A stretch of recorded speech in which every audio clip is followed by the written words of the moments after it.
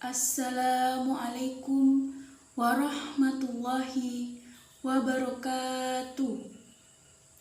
Perkenalkan, nama saya Vena Arianti dari Fakultas Tarbiyah Prodi Pendidikan Agama Islam semester 6. Di sini saya akan mempraktikkan ceramah saya untuk memenuhi tugas mata kuliah Retorika Dakwah yang diampu oleh Dr. Haji Marwan Sileu, MPD.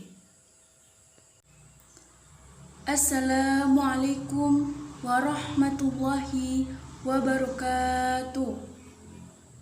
Alhamdulillahirabbil alamin. Assalatu wassalamu ala asrofil anbiya'i wal mursalin Sayyidina wa maulana Muhammadin wa ala alihi wa sahbihi ajma'in, amma ba'd. Asyhadu an la ilaha illallah wa asyhadu anna Muhammadar Rasulullah. Allahumma sholli ala Sayyidina Muhammad wa ala ali Sayyidina Muhammad. Qala Allahu ta'ala fil Qur'anil Karim, a'udzu billahi minasy syaithanir rajim. Bismillahirrahmanirrahim. Ya ayyuhallazina amanu innamal khamru wal maisiru wa ansabu wa aslamu ridsun min amalis syaitani fajtanibuhu la'allakum tuflihun. Shadaqallahul azim. Alhamdulillahirabbil alamin.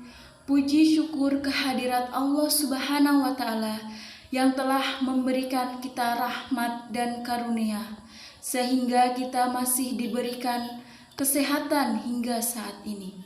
Salawat serta salam tak lupa kita haturkan kepada Nabi Allah Muhammad sallallahu alaihi wasallam yang telah memberikan kita tauladan yang baik dan yang kita nantikan syafaatnya di yaumul kiamah nanti. Saudara-saudariku rahimakumullah, berdasarkan ayat suci Al-Quran yang saya bacakan tadi, yaitu dalam Quran Surah Al-Maidah ayat 90 yang berkaitan dengan khamar.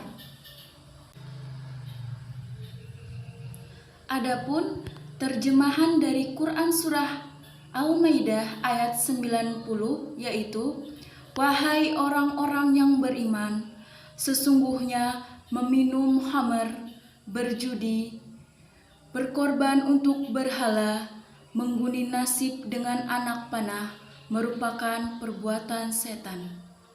Maka jauhilah perbuatan-perbuatan tersebut agar kamu beruntung.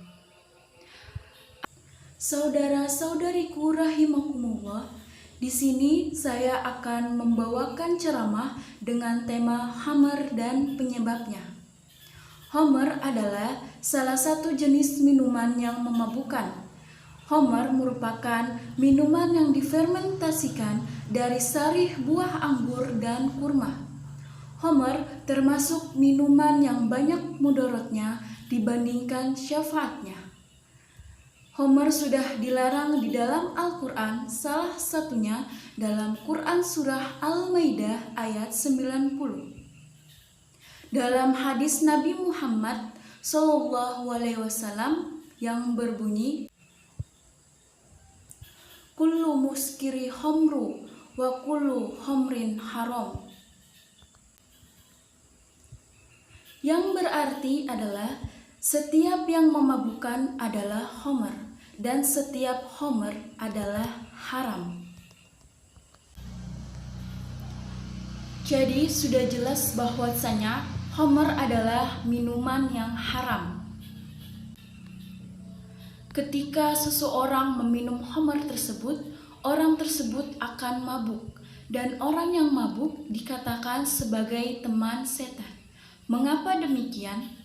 Karena orang yang mabuk akan kehilangan daya kontrol, sehingga tidak ada lagi pengendalian diri di dalam kehidupannya.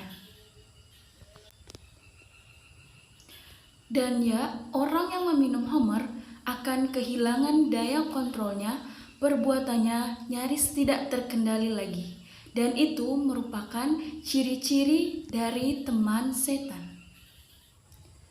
Dewasa ini banyak sekali ditemukan di sekitar kita, bahwasanya masyarakat dan remaja masa kini sangat menggemari yang namanya Homer.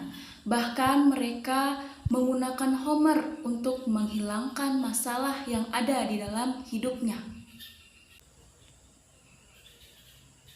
Ketika mereka meminum Homer, seolah-olah masalah yang ada di dalam hidupnya berhenti sejenak dan tidak ada beban di dalam pikirannya. Sehingga mereka merasa sangat bahagia, termasuk dalam perbuatan maksiat. Ketika di negeri ini banyak maksiatnya, maka Allah akan marah. Ketika Allah marah, Allah akan murka. Dan ketika Allah murka, Allah akan menurunkan musibah dalam negeri ini. Dan yang kena siapa? Yang kena kita semua, bukan hanya orang yang melakukan perbuatan maksiat tersebut. Homer akan berdampak pada diri sendiri, salah satunya yaitu mengganggu perkembangan IQ atau daya berpikir. Daya pikirnya jadi beku dan juga kesehatannya terganggu. Selain berdampak pada diri sendiri, Homer juga berdampak kepada orang lain. Ketika seseorang yang memiliki ekonomi rendah kemudian memiliki hobi meminum minuman keras atau Homer, maka dia bisa melakukan hal apapun yang dapat merugikan orang lain. Salah satunya, dia bisa mencuri uang ataupun mencuri barang milik orang lain. Beberapa hal tersebut dapat merugikan orang lain. Dalam Islam sendiri, orang yang mabuk akan dijatuhi hukuman cambuk sebanyak 40-80 kali. Hal ini sesuai dengan kondisi dan situasi tertentu. Pada zaman Nabi, pemabuk akan dijatuhi hukuman cambukan sebanyak 40 kali. Sedangkan pada zaman Umar bin Khattab, pemabuk akan dijatuhi hukuman cambukan sebanyak 80 kali. Hal ini dikarenakan karena semakin maraknya pemabuk di dalam lingkungan Umar bin Khattab. Dalam menetapkan hukum cambuk untuk pemabuk, Allah Subhanahu wa Ta'ala tidak sembarangan, karena hukum cambuk ini memiliki manfaat bagi kesehatan. Salah satunya yaitu menghilangkan kecanduan. Dalam dunia medis, di belakang tubuh manusia terdapat urat-urat syaraf kecil yang berhubungan dengan kecanduan. Ketika urat syaraf tersebut dicambuk, maka secara otomatis urat syaraf tersebut akan berhenti, dan berhenti pula lah kecanduan orang tersebut.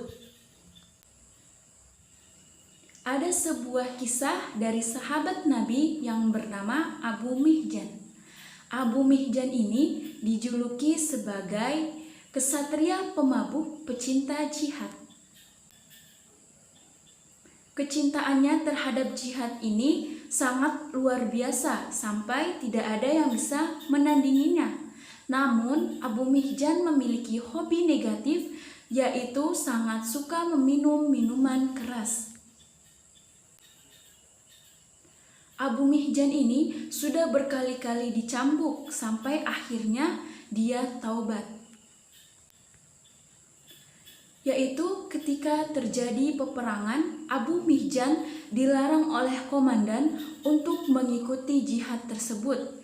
Karena orang yang pemabuk pada saat itu dilarang mengikuti jihad dikarenakan dapat memperlemah kemenangan. Abu Mihjan yang pada saat itu diikat di bawah pohon, ia menyesali perbuatannya karena ia tidak bisa membela kalimat-kalimat Allah. Kemudian ia hanya bisa menangis dan seraya berkata, gara-gara minuman laknat itu, aku jadi tidak bisa membela kalimat-kalimat Allah. Kemudian datanglah istri komandan yang melepaskan Abu Mihjan. Setelah itu Abu Mihjan menuju peperangan dengan menutupi sebagian wajahnya agar tidak diketahui oleh komandan. Sesampainya Abu Mihjan di lokasi peperangan, ia langsung membabat habis musuh-musuh. Dan dari peristiwa tersebut Abu Mihjan taubat untuk selamanya. Untuk itu, marilah kita sama-sama berdoa agar kita senantiasa dihindarkan dari khamar. Dan jangan mudah berputus asa. Mintalah pertobatan hanya kepada Allah, karena dosa sebesar apapun, ketika kita meminta permohonan dan menyesali perbuatan tersebut, insya Allah akan dimaafkan oleh Allah Subhanahu wa Ta'ala. Dan untuk para peminum minuman keras yang mendengar ceramah ini, semoga Allah senantiasa memberikan hidayah untuk berhenti dari meminum minuman keras tersebut. Karena Allah Subhanahu wa Ta'ala sudah menyiapkan minuman yang menyehatkan, bukan minuman yang memabukkan. Cukup sekian ceramah dari saya, semoga bermanfaat untuk kita semua. Billahi taufiq wal hidayah. Wassalamualaikum warahmatullahi wabarakatuh.